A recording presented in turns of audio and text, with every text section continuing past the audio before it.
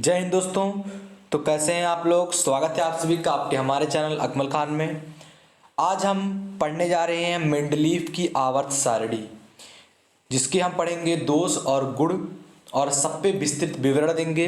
इससे पहले अगर आपने हमारे चैनल को सब्सक्राइब नहीं किया है तो प्लीज़ चैनल को सब्सक्राइब करिए और बगल में जो बेल आइकन दिख रहा होगा उसे हिट करिए। ये आपका प्रश्न 7 नंबर में पूछा जाता है। बेसिकली 7 नंबर में होता है, लेकिन ये आपका 4 नंबर में भी पूछ सकता है, थोड़ा शॉर्ट करके। अगर आप इसके बारे में विस्तृत जानते हैं तो लिखकर जरूर आएंगे। तो वीडियो में बने रहिए। चलिए शुरू करते हैं। देखिए, क्वेश्चन आपका किस तरह से पूछता है कि मेंडलीव की आवर्त सारणी के गुण तथा दोषों का उल्लेख कीजिए, या फिर आपका पूछ सकता है मेंडलीव की आवर्त सारणी जो कि मूल आवर्त सारणी है, इसके लाभों को वर्णन कीजिए, या फिर केवल दोषों को बताइए। दो दोष मतलब आपका जो पहला क्वेश्चन था जो कि 2012, 11 और 13 इन सारे सनों में पूछा गया था। ये बेसिक है, अच्छा है, क्योंकि इसमें दोष और गुण दोनों पूछा जा रहा है। तो अगर आप जानेंगे तो लिख ले जाएंगे। चलिए देखते हैं क्या है आपका। देखिए, मेंडलीव के मूल आवर्त सारणी के लाभ, गुण और विशेषताएं या उपयोगिताएं, इनके प्रमुख लाभ निम्नलिखित हैं। अब लाभ देख रहे हैं। पहला लाभ आपका, इस पहले लाभ में आपका क्या है, तत्वों के गुण के अध्ययन में सुविधा हुई।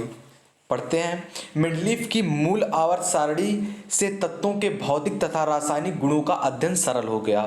चूंकि समान गुणों वाले तत्वों को एक समूह में रख दिया गया और जिसके नीचे सारे तत्वों को ज्ञात कर लिया गया। जैसे कि आपका ऊपर रख दिया ऑक्सीजन को, नीचे पता चल गया सल्फर है। जैसे कि आपका रख दिया हाइड्रोजन को, इसके नीचे क्या है, लिथियम को। मतलब कि अगर एक तत्व के पहले परमाणु का अध्ययन हो जाता है, उसका ज्ञात हो जाता है, तो आप नीचे के सारे परमाणुओं को ज्ञात कर सकते हैं, यानी कि सब परमाणुओं को जानने में सुविधा हुई। पहला इनका यही था लाभ। दूसरा लाभ पढ़ते हैं। दूसरा लाभ इनका क्या है, तत्वों का सही परमाणु भार ज्ञात करने में सहायता। परमाणु भार ज्ञात करने में सहायता हुई। सही, देखिए क्या कर रहा है। सन 1869 से पहले बेरिलियम का परमाणु भार 13.5 माना जाता था। बीई बेरिलियम, जिसका परमाणु भार कितना माना जाता था, 13.5 माना जाता था। बेरिलियम के गुण मेंडलीव की मूल आवर्त सारणी के द्वितीय समूह के तत्व के गुणों के समान थे। द्वितीय समूह में जो तत्व थे उनके गुणों से समान था कौन, बेरिलियम। अतः मेंडलीव की मूल आवर्त सारणी में बेरिलियम द्वितीय समूह में स्थित होना चाहिए। इस स्थिति में बेरिलियम का परमाणु भार लिथियम के परमाणु भार 7 तथा बोरान का परमाणु भार 11 के मध्य होना चाहिए। जैसे कि आपका तत्व होता है, जैसे क्या आपका तत्व है, लिथियम, बेरिलियम और बोरान। ये आपके तीनों तत्व हैं। इसमें क्या कह रहा है कि परमाणु भार, लिथियम परमाणु भार 7 और बोरान के परमाणु भार 11 के मध्य होना चाहिए। अब देखिए क्या कह रहा है। इससे मेंडलीव ने निष्कर्ष निकाला कि बेरिलियम का परमाणु भार 13.5 नहीं बल्कि 9.4 होना चाहिए। इसके बाद प्रयोगात्मक परीक्षणों द्वारा यह सिद्ध किया गया कि बेरिलियम का परमाणु भार लगभग 9 के आसपास है। जैसे कि आपका 7 है किसका, लिथियम का, और बेरिलियम का पहले से क्या पता था, 13.5 पता था। लेकिन इन्होंने कहा नहीं, ये गलत है, क्योंकि देखिए बेरिलियम के बाद आपका क्या आता है, बोरान। अब देखिए बोरान का परमाणु 11 और इसका 7, इन्होंने कहा इसके दोनों के योग का आधा होता है। जो इस बीच वाला परमाणु रहेगा इन दोनों के योग का आधा रहेगा। तो इन दोनों का योग करते हैं तो कितना होता है, 18/2, यानी कि आपका क्या हो जाएगा 9। लेकिन 9 के करीब लगभग आ रहा है, तो ये सही है, इन्होंने सिद्ध करके दिखाया। यानी कि परमाणु भारों को भी अच्छा स्थान मिला। बेरिलियम को 13.5 नहीं बल्कि 9 माना जाने लगा। मतलब कि तत्वों का सही परमाणु भार ज्ञात करने में सहायता हुई। अब देखिए तीसरा जो इनका है, अगला है कि नए तत्वों की खोज में सहायता हुई। ये किस प्रकार से देखते हैं। देखिए कह रहा है कि मेंडलीव की आवर्त सारणी में कुछ स्थान रिक्त छोड़ दिए गए थे, कुछ स्थान मेंडलीव की आवर्त सारणी में खाली छोड़ दिए गए थे। नए तत्व आएंगे और इसमें बढ़ते चले जाएंगे। देखिए ये रिक्त स्थान उन तत्वों से संबंधित थे जिनकी खोज अभी तक नहीं हुई थी। इन अज्ञात तत्वों के गुणों तथा परमाणु भारों की भविष्यवाणी कर दी गई थी। पहले से इनकी भविष्यवाणी कर दी गई थी। तत्व आएंगे और इसमें भरे जाएंगे। नए तत्वों की खोजों के साथ साथ इन रिक्त स्थानों की पूर्ति होती चली गई तथा उनके गुण तथा परमाणु भार पहले की गई भविष्यवाणी के अनुरूप थे, जिससे इनकी खोज में पुष्टि हुई। जैसे कि आपका स्कैंडियम यानी कि Sc, स्कैंडियम जिसका परमाणु भार कितना होता है 44.9। इसके बाद आपका गैलीलियम जिसका परमाणु भार कितना होता है 69.7। और इसके बाद जो आपका है जर्मेनियम, ये तत्व पहले खोज नहीं हुए थे, मेंडलीव की आवर्त सारणी के बाद खोज हुए, लेकिन इनका परमाणु पीरियोडिक टेबल में इनका स्थान है। उनका स्थान क्यों है, क्योंकि वो छोड़ा गया था पहले से, तो नए तत्वों की खोज में सहायता हुई। अब देखते हैं मेंडलीव की मूल आवर्त सारणी के दोष। इसके दोष क्या क्या हैं, क्योंकि कोई भी चीज कहते हैं ना, नो वन इज परफेक्ट, कोई पूर्ण नहीं होता है।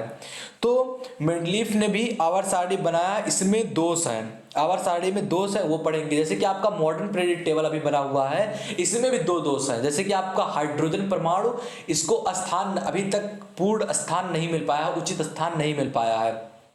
और नीचे के जो दो कॉलम बने हुए हैं, इनको भी अभी पीरियोडिक टेबल में स्थान नहीं मिल पाया है, अभी भविष्य में हो सकता है चेंजिंग हो। तो इनके मेंडलीव के भी दोष थे। अब दोषों को पढ़ लेते हैं।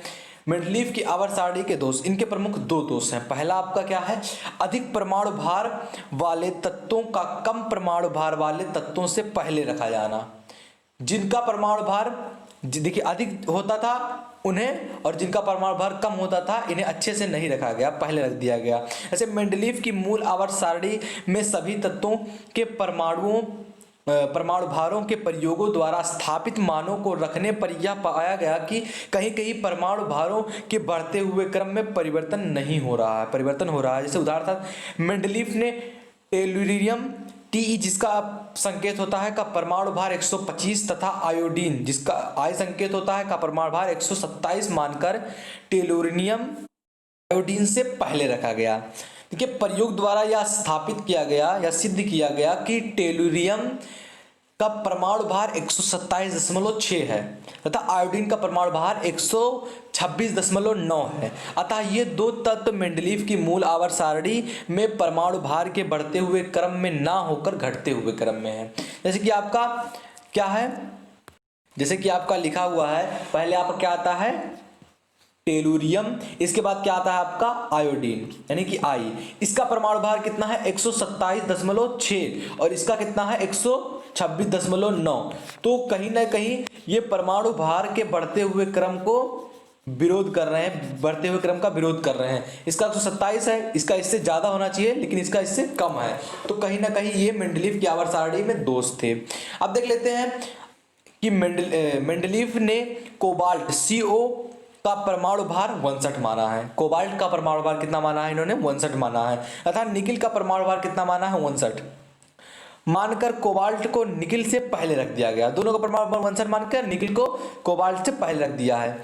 प्रयोगों द्वारा स्थापित कोबाल्ट तथा निकिल परमाणु भार क्रमशः 58.933 तथा 58.71 है। अतः ये दो तत्व भी मेंडलीव की मूल आवर्त सारणी के परमाणु भार के बढ़ते हुए क्रम में ना होकर बल्कि घटते हुए क्रम में है। तो ये कहीं ना कहीं परमाणु भारों का घटता हुआ क्रम बढ़ता हुआ क्रम में प्रॉब्लम आई।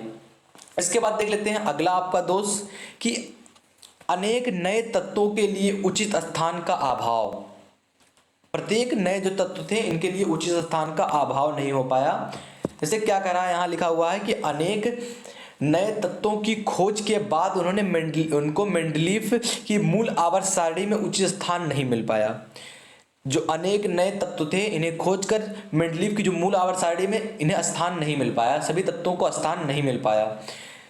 या तो उन्हें परमाणु भार के बढ़ते हुए क्रम में रखा जा सकता था या उन्हें समान गुणों वाले तत्वों के समूह में रखा जा सकता था, लेकिन ऐसा स्थान नहीं दिया गया कि परमाणु भार के बढ़ते हुए क्रम के साथ साथ समान गुणों वाले तत्वों के समूह भी हों। उदाहरणार्थ अक्रिय गैस आपका क्या क्या है, हीलियम, नियान, आर्गन, ये सारे अक्रिय गैस हैं जिनका अष्टक पूर्ण होता है। तो अक्रिय गैस क्या है, अक्रिय गैस ध्रुवल, मृदा तत्व जो हैं आदि, इन्हें नए तत्व जो थे इनके लिए उचित स्थान का अभाव नहीं था। देखिए आपका अगला है कि समस्थानिक तथा समभारिकों का स्थान। तो इससे पहले जानने से पहले जान लेते हैं समस्थानिक और समभारिक क्या होता है, क्योंकि आपका ये क्वेश्चन पूछा भी जाता है तो आपके लिए इजी होगा। अब देखिए समस्थानिक, समस्थानिक क्या होते हैं? समान परमाणु क्रमांक तथा भिन्न भिन्न परमाणु भारों वाले तत्वों को समस्थानिक कहते हैं। और इसी क्रम में समभारिक समान परमाणु भार तथा भिन्न भिन्न परमाणु क्रमांक वाले संख्याओं को समभारिक कहते हैं। तो ये आपका समभारिक और समस्थानिक था। अब देखिए क्या कह रहा है, समस्थानिकों तथा समभारिकों की खोज के बाद यह स्पष्ट हो गया कि तत्वों का मूल लक्षण उनका परमाणु भार नहीं होता है।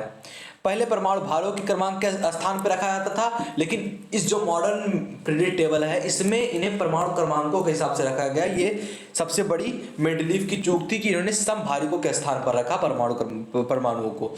तो क्या कह रहा है, समस्थानिकों के परमाणु भार भिन्न भिन्न होते हैं परंतु उनके गुण समान होते हैं। समभारिकों के परमाणु भार समान होते हैं परंतु उनके गुण भिन्न होते हैं। अतः मेंडलीव के मूल आवर्त सारणी में समस्थानिकों तथा समभारिकों का कोई स्थान नहीं दिया गया।